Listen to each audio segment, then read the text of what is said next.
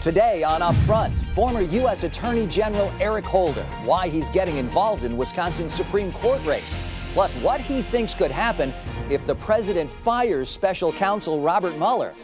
Then Governor Walker's plan for school safety, $100 million for greater security, officers, and training. Republican Senator Alberta Darling on what the state Senate will do with the safety package. And a California billionaire's big push in Wisconsin to organize young voters and defeat Paul Ryan. Hey, Republicans, we're coming for you. Covering the issues important to Wisconsin. This is Upfront with Mike Goucher. Hello and welcome to Upfront. I'm Kent Wayne Scott. Mike Goucher is off this weekend.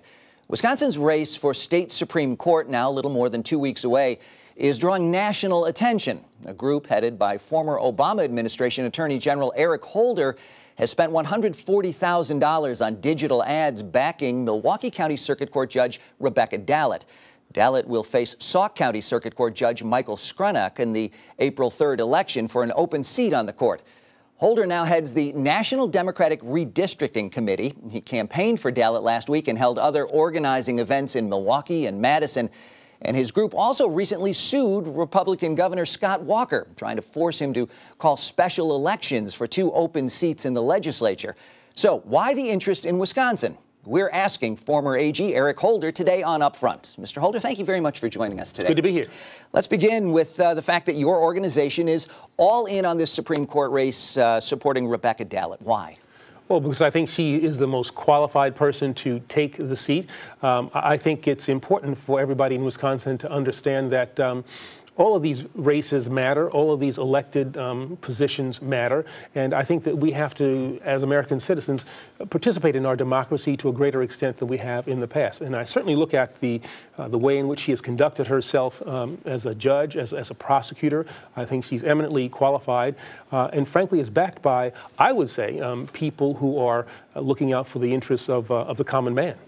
You've also, as we mentioned, filed a lawsuit against Governor Walker, and we'll talk more about that in just a moment. But Judge Dallet, during her campaign, has made the issue of recusal in the case of a conflict, groups or individuals who donate to her campaign, something that is in the spotlight at the forefront of her campaign.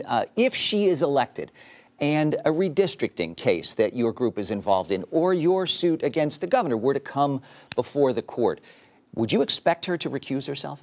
Well, what I would expect her to do would be to look at each case and make a determination on a case-by-case basis as to whether or not she should be involved. In a case involving our organization specifically, that might be one where she'd have to recuse herself, and I think she's indicated that she would have to consider doing that. But if she's dealing with the issue more generally of redistricting, I don't think our involvement would necessarily mean that she'd have to recuse herself.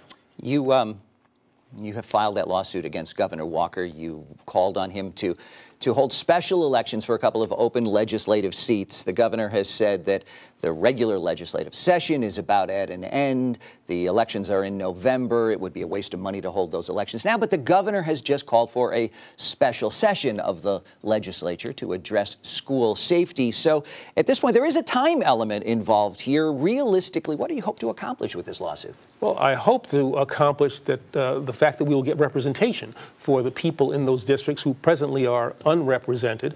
There is that special session, as you indicated, and I would think that the people of those districts will want to have their voices heard as those very critical determinations are made. And it really strikes me that the law is pretty clear here. The law says those seats have to be filled as promptly as possible. What Governor Walker is doing is inconsistent with the law, and I think his desire not to hold these special elections is a political calculation on his part. He's concerned that people who will not follow his lead, not follow his views would be placed in those positions. The governor is up for re-election this fall. You're involved in this Supreme Court race. What other Wisconsin races will your group be in on? Well, we'll be looking at the whole range of races that are up in November, legislative races.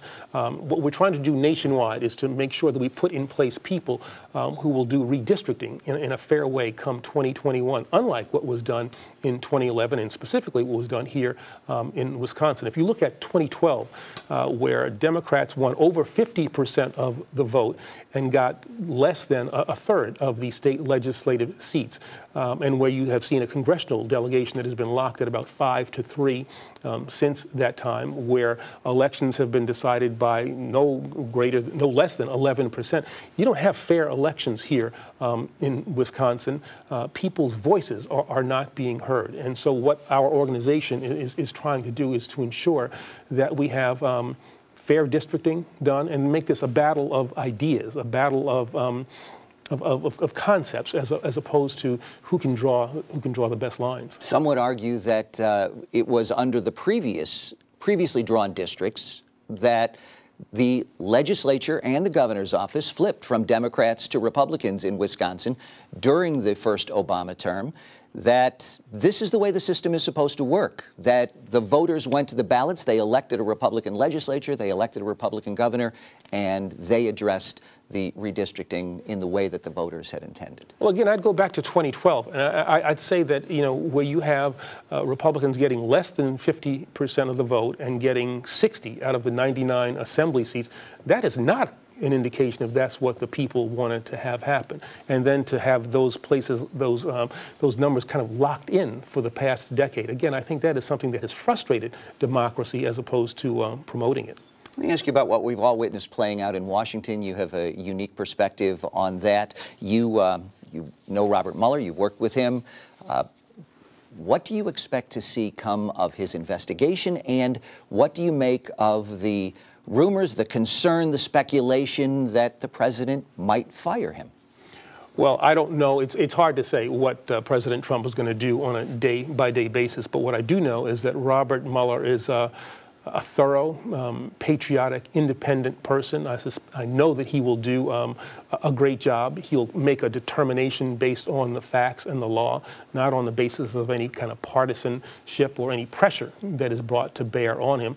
My hope would be that he would be allowed to conduct his investigation, conclude his investigation, and then share the results of that investigation with the American people. If you were not allowed to conclude it, what would the implications be for the country?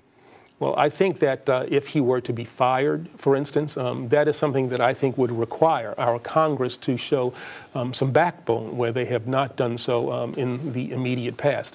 That, I think, would be an impeachable offense. And I think that if that were to occur, Congress would have to step up and assume its constitutional duty. All right, before we go, I want to ask you about the political landscape that we see playing out across the country. A special election just in the past week in Pennsylvania, a heavily Republican district that went for Donald Trump during the presidential race has, it appears, elected a Democrat to that seat. What do you see happening in terms of this shift across the country? Well, it's not only across the country, it's happening here in Wisconsin as well, where you saw a district that was about 38% for Hillary go about 55% for Patty. And so what you see across the country has been replicated here in Wisconsin. And I think you see people who are dissatisfied with the direction of this country, both as it has been under the Trump administration and then more broadly as it has been under the Walker administration here in Wisconsin. So that's why April 3rd is so important, and why Rebecca Dallard, I think, is such an important vote for people to cast to put her on the Supreme Court. Former Attorney General Eric Holder, thank you very much for being with us today. Thank you. We appreciate your time. From Governor Walker's plan for a $100 tax rebate for parents to a sales tax holiday, what's likely to pass in the state Senate later this week? We'll be asking a top Senate Republican next on Upfront. Upfront with Mike Goucher, brought to you by the American Transmission Company.